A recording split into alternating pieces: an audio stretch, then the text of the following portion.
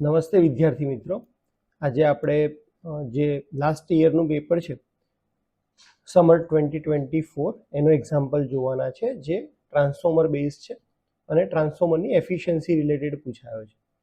તો આ જ એક્ઝામ્પલ આપણે અહીંયા પીપીટીની અંદર જોઈ અને આપણને પૂછવામાં આવ્યું છે કે the iron loss and full load copper loss of 100 kVA single phase transformer is 3 kilowatt and 4 kilowatt respectively. Find efficiency at full load 0.8 power factor. એટલે આપણને ટ્રાન્સફોર્મરની એફિશિયન્સી શોધવાની કીધી છે. ક્યારે? જ્યારે પાવર ફેક્ટરની વેલ્યુ હોય 0.8, આયર્ન લોસની વેલ્યુ હોય 3 કિલોવોટ અને કોપર લોસની વેલ્યુ આપી હોય 4 કિલોવોટ. આના માટે તમને ટ્રાન્સફોર્મરની જ્યારે પણ એક્ઝામ્પલ આવે ત્યારે સૌથી પહેલું કામ આપણે ડેટા લખવાનું કરીએ છીએ. તો ડેટામાં કેવીએ ઇક્વલ ટુ આપ્યું છે 100 kVA, આયર્ન લોસ આપ્યા છે 3 કિલોવોટ, કોપર લોસ આપ્યા છે 4 કિલોવોટ, પાવર ફેક્ટર કે જેને આપણે cos5 તરીકે ઓળખીએ છીએ એને આપણે લખીએ એ છે 0.8. આપણે શોધવાની છે એફિશિયન્સી. એફિશિયન્સીની ફોર્મ્યુલા આપણને ખબર છે કે એફિશિયન્સી ઇક્વલ ટુ થાય output divided by input into 100. આપણને કેવીએ આપ્યો છે એટલે કે આઉટપુટના ફોર્મમાં આઉટપુટ આપ્યું છે, તો આઉટપુટની અંદર જો આપણે લોસીસ એડ કરી દઈએ તો આપણને ઇનપુટ મળી જાય. આઉટપુટ શું થાય કેડબ્લ્યુના ફોર્મમાં? તો કે કેવીએ મલ્ટીપ્લાય બાય cos5. એટલે આપણે આઉટપુટ લખી દઈશું kVA multiply by cos5. Input શું થશે? તો કેવીએ ઇન્ટુ cos5 એટલે કે આઉટપુટ વત્તા લોસીસ, તો આયર્ન લોસ વત્તા કોપર લોસ. કેવીએ ની વેલ્યુ છે 100, પાવર ફેક્ટર 0.8. અગેન નીચે 100 ઇન્ટુ 0.8. આયર્ન લોસ આપ્યા છે 3 કિલોવોટ અને કોપર લોસ આપ્યા છે 4 કિલોવોટ. 100 ઇન્ટુ 0.8 એટલે કે 80 અને 80 વત્તા 3 વત્તા 4 એ આપણું ઇનપુટ થશે એટલે કે 87. તો 80 ડિવાઇડેડ બાય 87 તમે કરો તો 91.95% એ આપણા ટ્રાન્સફોર્મરની એફિશિયન્સી આપણને મળશે. જીટીયુની પેપર સ્ટાઇલમાં દરેક વખતે કંઈક અલગ પૂછવા માંગે છે, જેથી કરીને કન્વેન્શનલ મેથડ કરતાં સ્ટુડન્ટનું નોલેજ પણ ચેક થઈ જાય. જેમ કે આ એક્ઝામ્પલની અંદર એમને ટ્રાન્સફોર્મરનું રેટિંગ પણ કેવીએમાં આપ્યું અને આપણને જે લોસીસ છે એ કિલોવોટમાં આપ્યા. જો તમે બુક રિફર કરશો તો ટ્રાન્સફોર્મરની કન્વેન્શનલ ફોર્મ્યુલા બુકની અંદર જે આપી છે એ આપી છે કેવીએ ગુણ્યા 1000 ગુણ્યા cos5. અહીંયા આપણે 1000 કરવાની જરૂર નથી. કેમ? કારણ કે આપણને બંને લોસ જે આપ્યા છે ઓલરેડી કિલોવોટમાં જ આપ્યા છે. તો ટ્રાન્સફોર્મરનું રેટિંગ પણ કેવીએમાં અને અહીંયા લોસીસ પણ કેડબ્લ્યુમાં.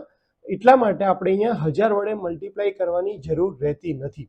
જો તમે ફોર્મ્યુલા ડાયરેક્ટ ગોખી નાખી હોય કે ભાઈ કેવીએ ઇન્ટુ 1000 ઇન્ટુ cos5, તો તમારે આખું કેલ્ક્યુલેશન લાંબુ થઈ જાય અને અહીંયા જે આ કિલોવોટ આપ્યા છે એમને પણ તમારે વોટ્સમાં કન્વર્ટ કરવા પડે. એટલે અહીંયા નીચે લખવું પડે 3000 વોટ અને અહીંયા લખવું પડે 4000 વોટ.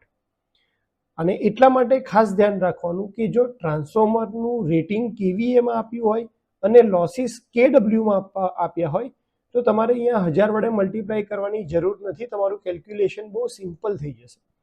અહીંયા આપણે કેવીએ ઇન્ટુ 1000 કેમ કરીએ છીએ અથવા અહીંયા નીચે પણ કેવીએ ઇન્ટુ 1000 કેમ કરીએ છીએ? કારણ કે જનરલી બધા એક્ઝામ્પલની અંદર લોસીસ આપણને વોટ્સમાં આપ્યા હોય છે. અહીંયા આપણને લોસીસ કિલોવોટમાં આપ્યા છે, એટલા માટે આપણે અહીંયા 1000 વડે મલ્ટીપ્લાય કરવાની જરૂર નથી અને આયર્ન અને કોપર લોસ પણ ડાયરેક્ટ જે વેલ્યુ આપી છે કિલોવોટમાં જ લખવાના છે.